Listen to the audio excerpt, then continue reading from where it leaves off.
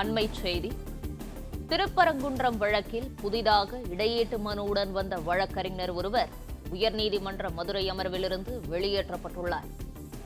இதுகுறித்தான முழு விவரங்களோடு இணைந்திருக்கிறார் செய்தியாளர் மாணிக்கம். முழு விவரங்களையும் பதிவு செய்யலாம்.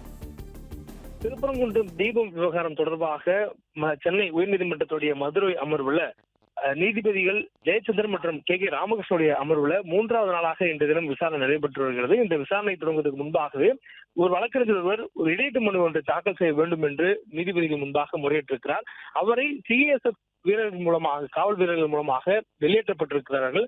குறிப்பாக நீதிபதிகள் இந்த வழக்கில் தேவையான மனுதாரர்கள் இணைந்துவிட்ட சூழல்ல தனி நீதிபதியிடம் வழக்கு விசாரணையில் இருந்த போது யாரெல்லாம் இணை மனுதாரராக இணைந்திருந்தார்களோ அவர்களை மட்டுமே இடையீட்டு மனுவில் சேர்க்க முடியும்.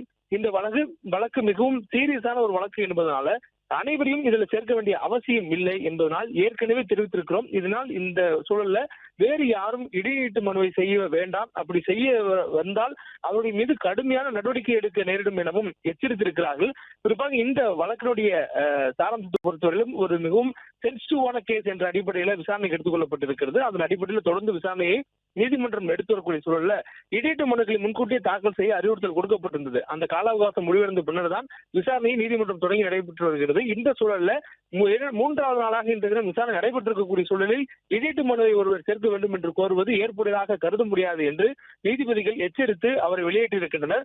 மேலும் சிஎஸ்எஃப் வீரர்கள் மூலமாக வெளியேற்றப்பட்டிருப்பது என்பது அநியாயமானது என்று கூறிக்கொண்டே அந்த வழக்கறிஞரும் நீதிமன்ற அந்த வளாகத்தை அந்த அறையை விட்டு வெளியே அனுப்பப்பட்டிருக்கிறார்.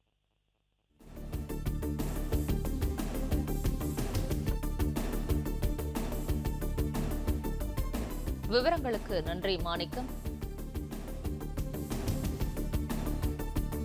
பிளே ஸ்டோர் மற்றும் ஆப் ஸ்டோரில் இருந்து பாலிமர் செயலியை QR கோடு மூலம் பதிவிறக்கம் செய்யுங்கள்.